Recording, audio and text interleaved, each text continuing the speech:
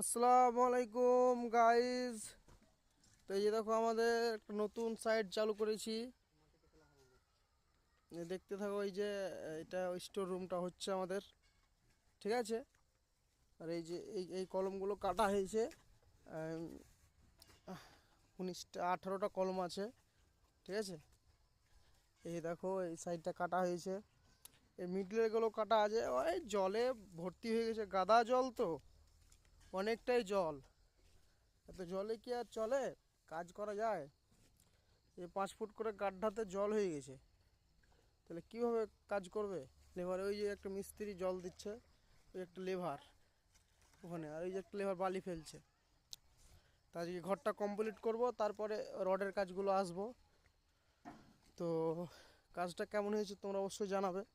আর চ্যানেলে যদি নতুন হয়ে থাকো তাহলে অবশ্যই চ্যানেলটা সাবস্ক্রাইব করে দিও, আর একটু পাশে থেকে হেল্প সাপোর্ট করে দিও।